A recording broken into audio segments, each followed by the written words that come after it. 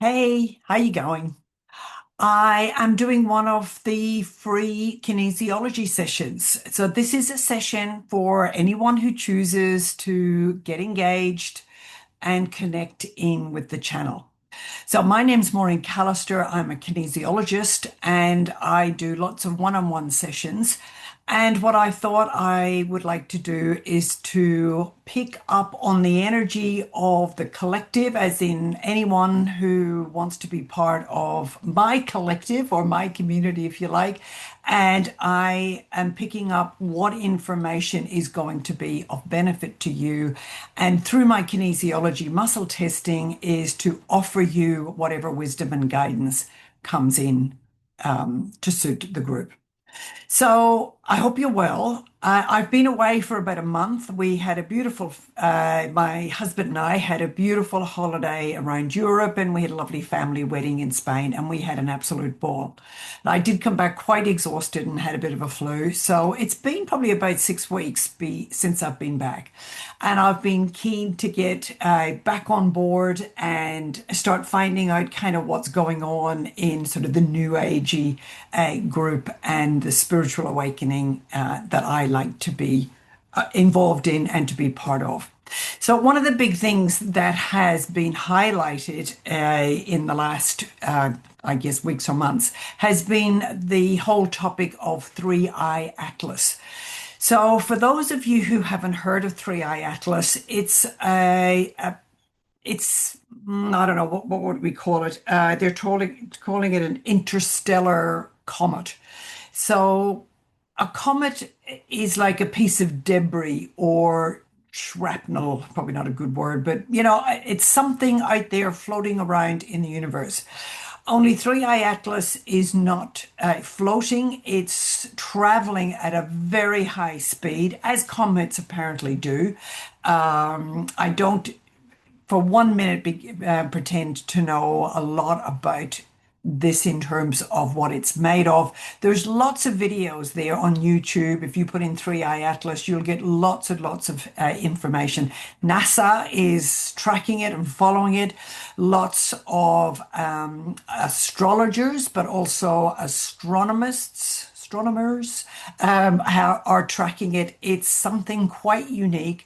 They're calling it a comet, but a lot of people are saying it doesn't follow the rules and the normal behaviors of a comet.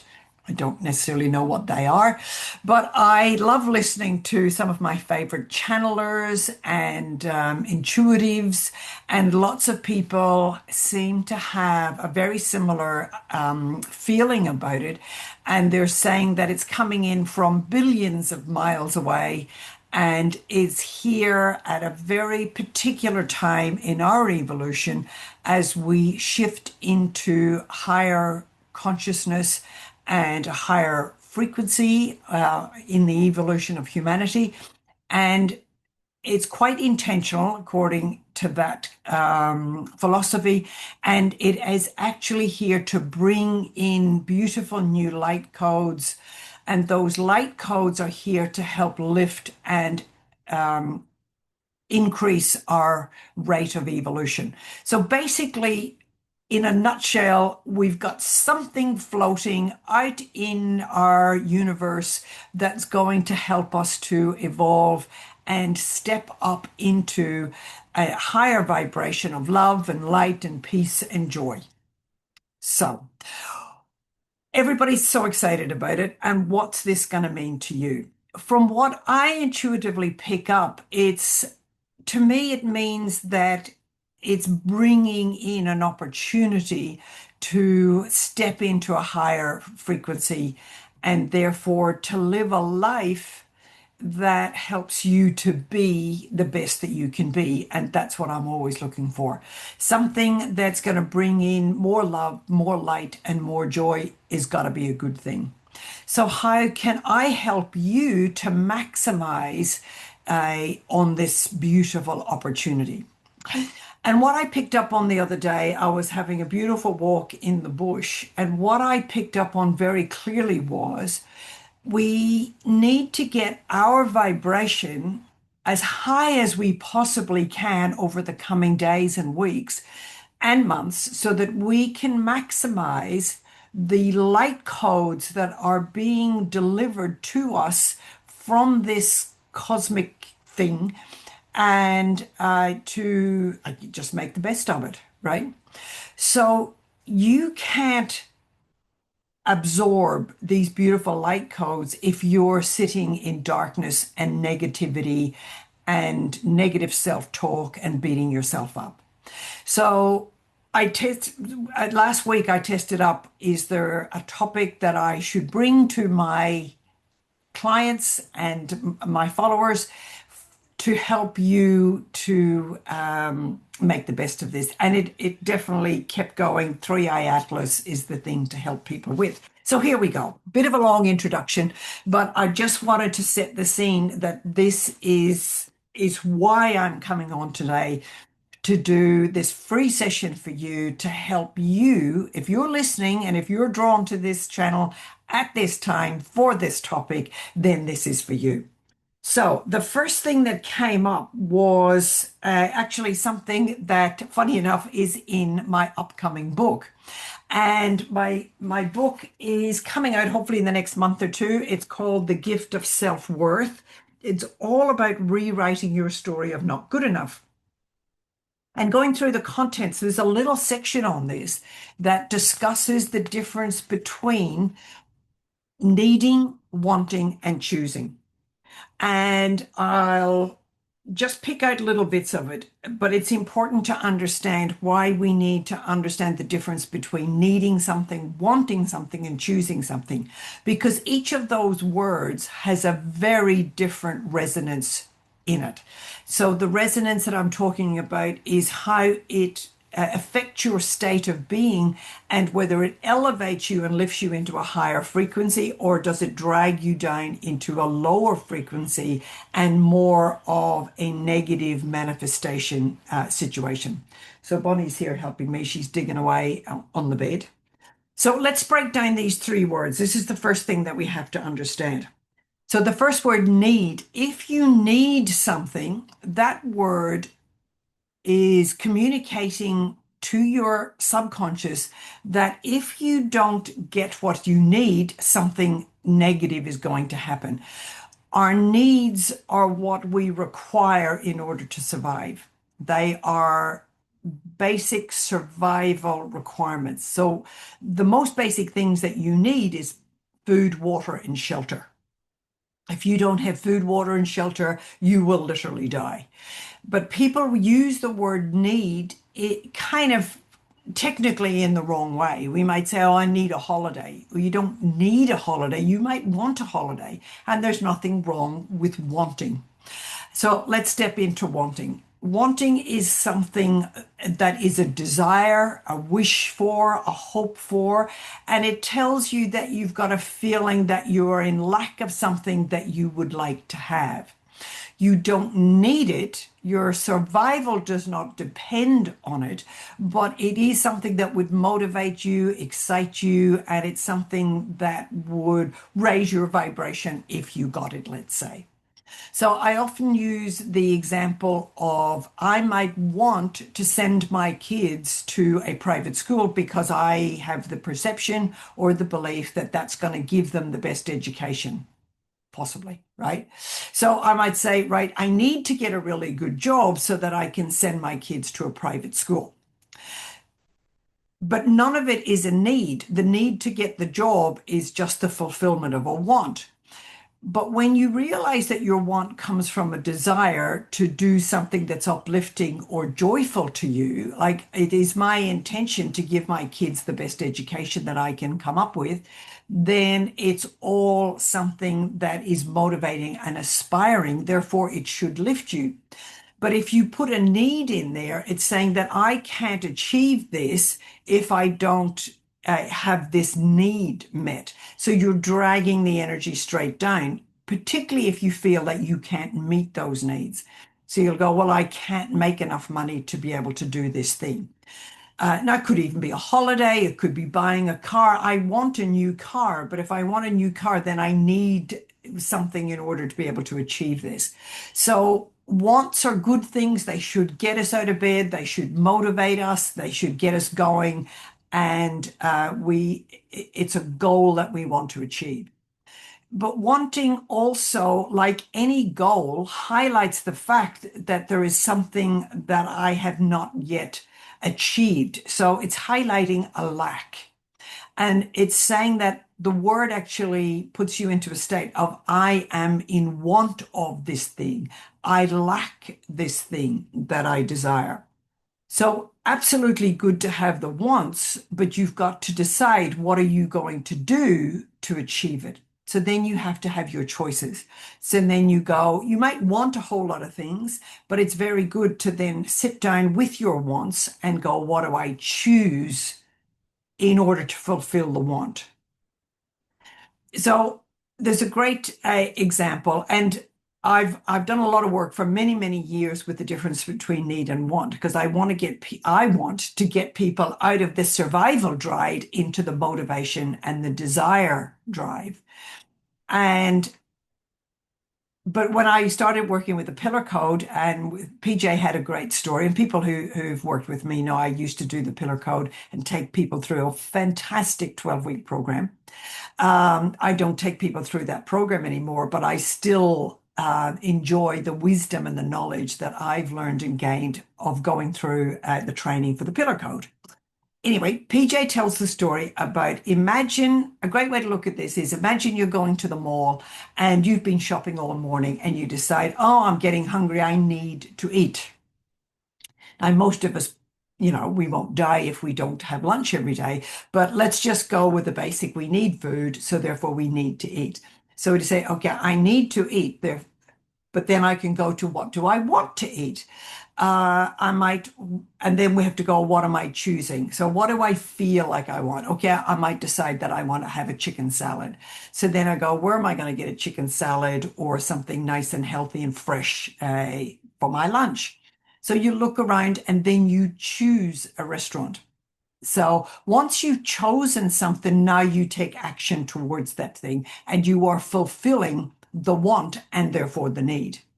But without choosing it, you could stand in the middle of the mall in the food hall looking and looking and looking and never making a choice. So this is where the choosing actually helps you to take action and move towards the thing that you want.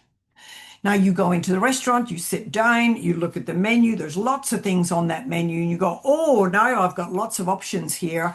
Which of these options do I want? And you still might stick with the idea of, I want something healthy like my chicken salad, but maybe I'll choose something else. But it's not until you do the choosing that the chef back in the kitchen actually starts to go to work. And once the chef has your order, he or she can start preparing your food and then it will turn up at the table. Nothing's going to happen until you make a selection off the menu and you choose what you want. So I hope that helps you to understand the difference between needing something, wanting something, and choosing something, right? Now, is there anything else that's in here? Now, we might come back to a little process I've got to help you with this afterwards. So the other thing that came up with is, if you are stuck in the needing part of it and you're not being really clear on the difference between wanting and choosing, then you are going to be stuck in a stress situation. If you're going, I need this and I need this and I need this, I won't be happy until I get this need met, then you are perpetually in a state of stress. So I think it's very important to get really clear on what you believe you need, then look at what you want, and then look at the choices that you have to fulfill the wants and therefore your needs. Then you will satisfy your goals and you will get on a positive cycle of achieving and lifting yourself, because now you will lift your self-esteem, you lift your self-worth, because now you know that you can give yourself what you want and need through your choosing, because choice always gives you power. If you have no choice, and choice gives you control. If you've got no control over something, you have no choice. But once you make a choice, that puts you in a position of power because now you're able to action it. And actioning stuff and achieving things helps to raise your confidence and raise your self-esteem and help you to feel more powerful. I hope all that makes sense.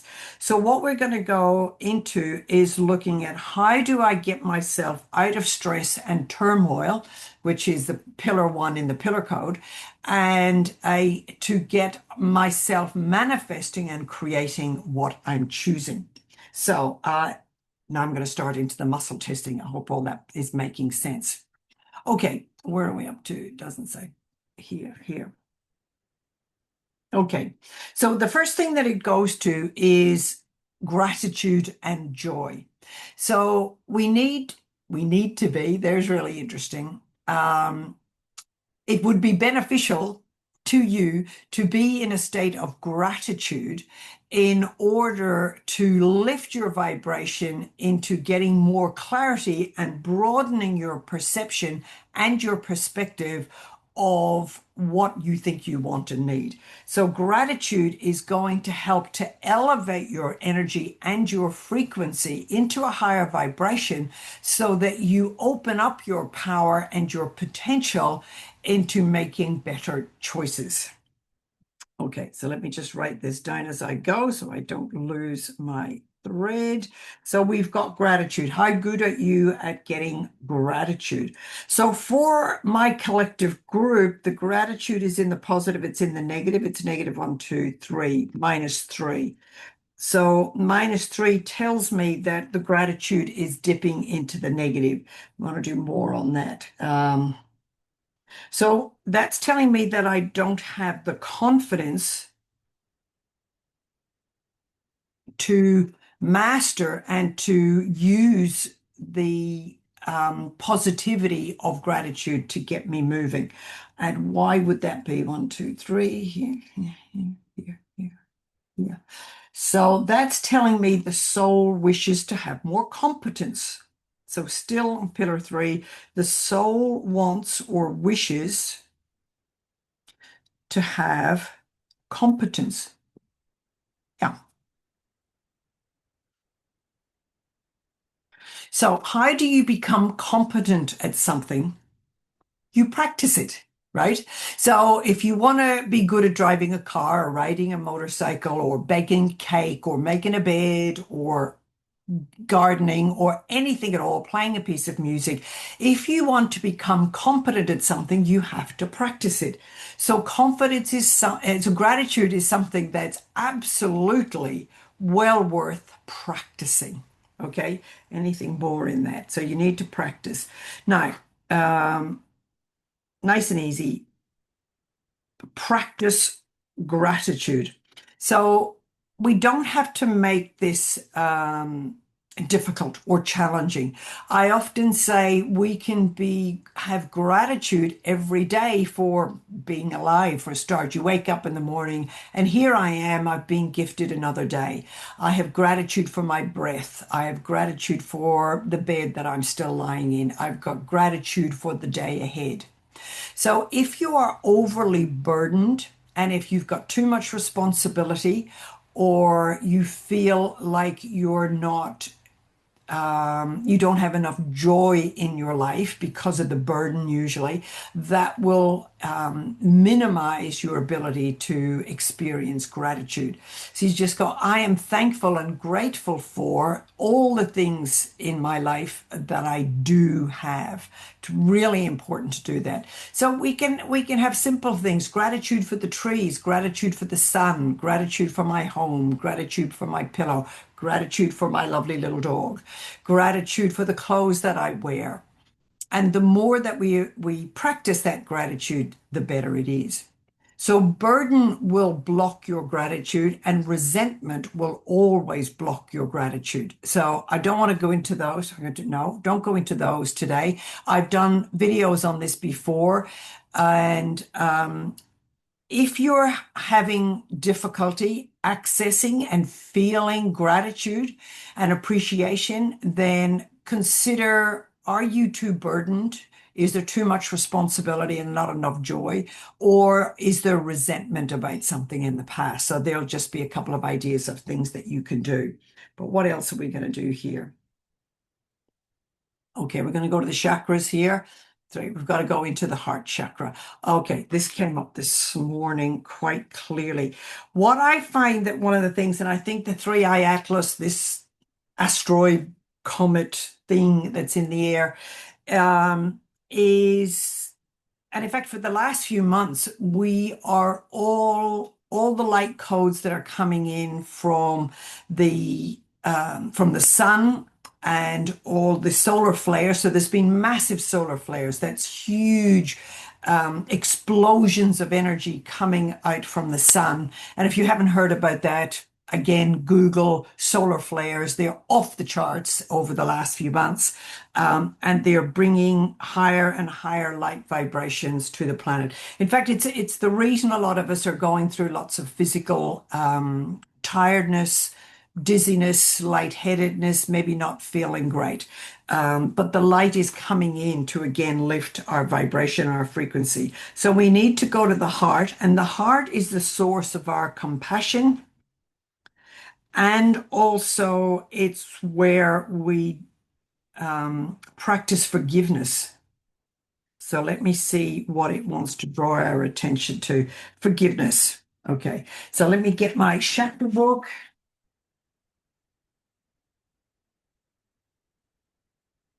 Okay. Yes, forgiveness. Forgiveness will change. Hate is the word that I'm testing up, and betrayal. So, are there people or situations or events in your life that you hate? It's a very strong word. So look at what is it that you hate either in your life or about yourself or about other people. Have there been people who have betrayed you in the past? So these can be the sources of things that you now need to give forgiveness for. Um, So, okay, I've got to go into forgiveness. So I use one of the angel cards for that. Where's my angel card? Oh, here, no, that's not it.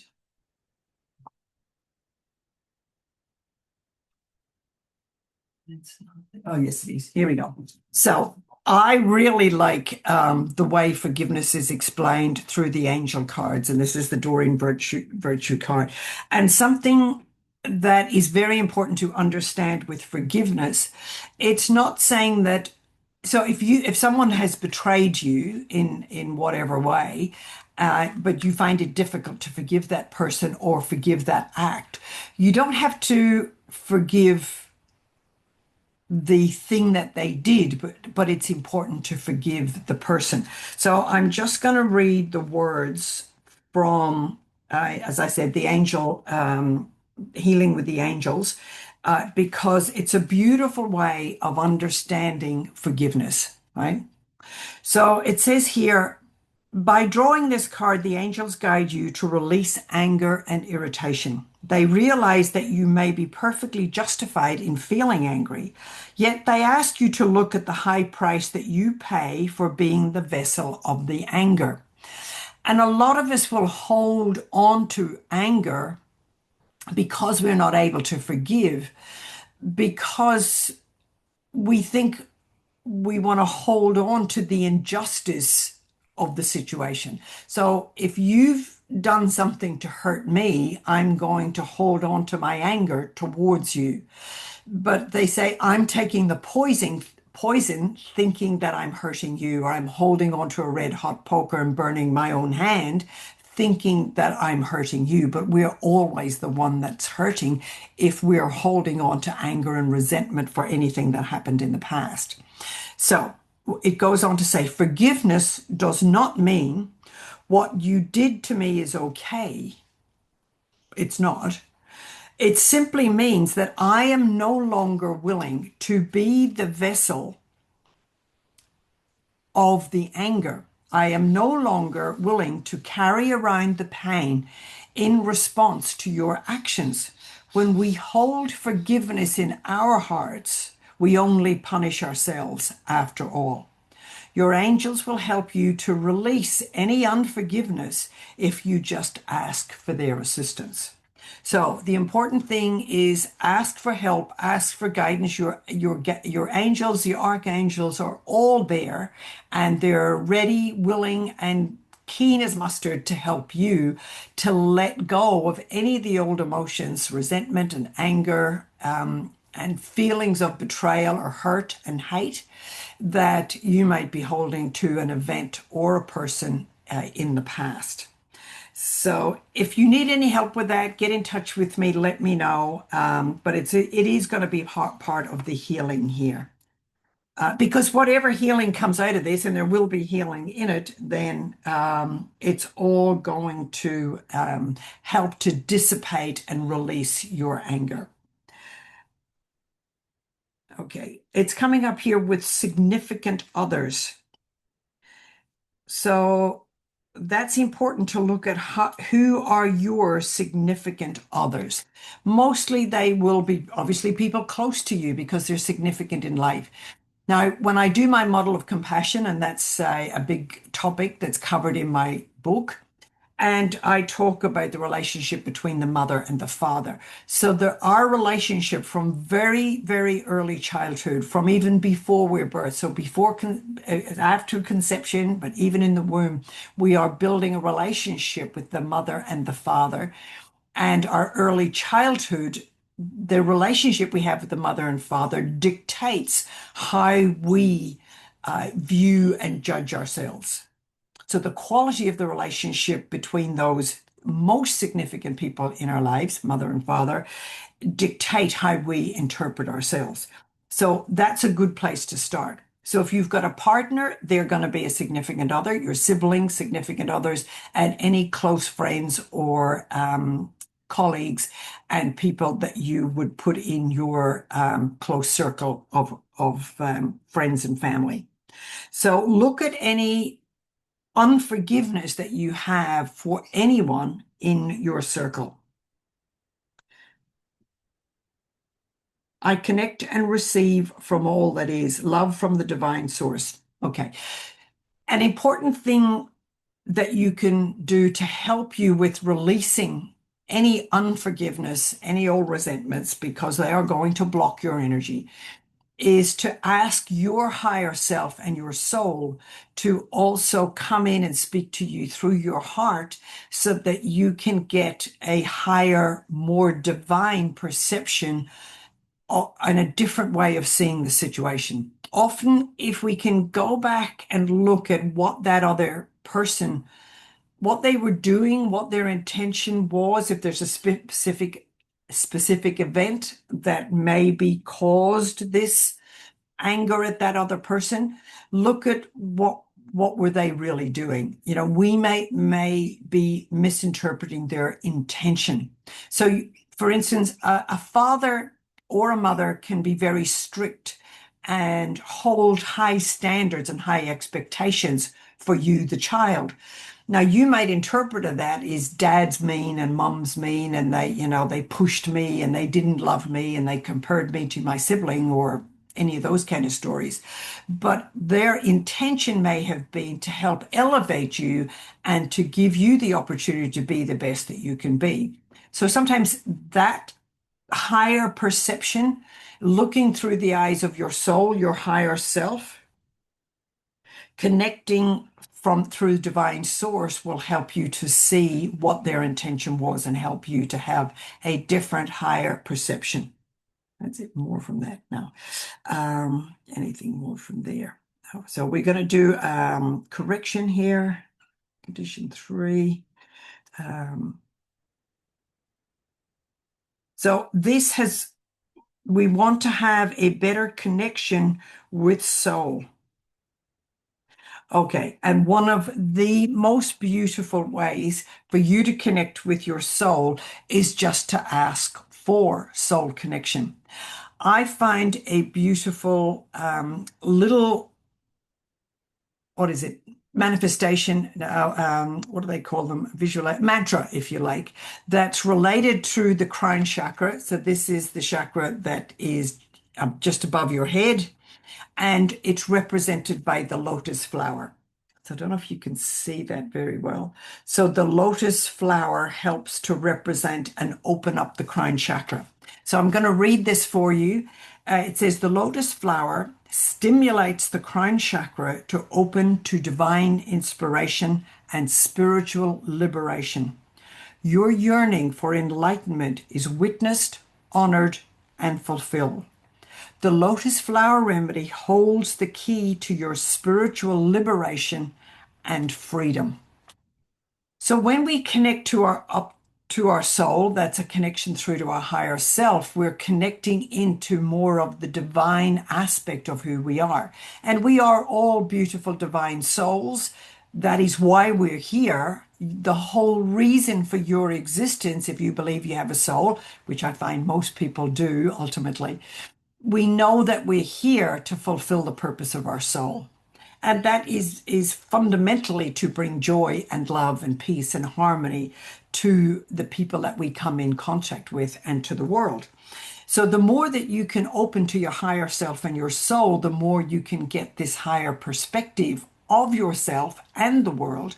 And your soul is your source of unconditional love. And that's an acronym that I came up with a few years ago. It's explained again in my book, which I am hoping will be out in the next few months and ready for Christmas. And it really helps to change your whole perception of who you are and helps you to lift into the higher vibration and higher frequency, basically so that you can have a happier, more fun life. And we want to really help you to lift your energy, your frequency, and your vibration so that you can maximize the beautiful light codes, the love, the vibration, and this lovely high frequency that's coming in from this thing out in the universe that's speeding past the sun. It's gonna disappear in behind the sun on the 27th of October, and it doesn't come into. It's not visible again from Earth for a week or two, I think, and then it's orbiting through Mars and Venus, which is really interesting because they are the planets that represent the divine masculine and the divine feminine. And Venus in particular is the planet of love and harmony and joy, and Mars is the planet that shows us what we desire, what we're wanting, and therefore we have to go, what do I love? What am I choosing to desire and want and to draw into my life? So think of Mars and Venus as the masculine desire, the motivation, the drive for something. That's your wanting. And Venus really brings in the divine feminine, which is receiving joy and love and beauty. And to bring those two aspects together in this beautiful light of this thing that is hurtling to, it's not coming towards Earth, it will bypass the Earth, but its orbit is shedding light onto those aspects of who we are and what we want to draw into our experience. So I think I might leave it there. If anyone's got any questions, please let me know. And I will do whatever I can to help you to lift into your highest vibration and frequency so you can maximize this wonderful opportunity. I hope that's helpful. Please like and share and let me know if I can be any help to you. Thank you so much for watching, and I will be with you again soon. Bye.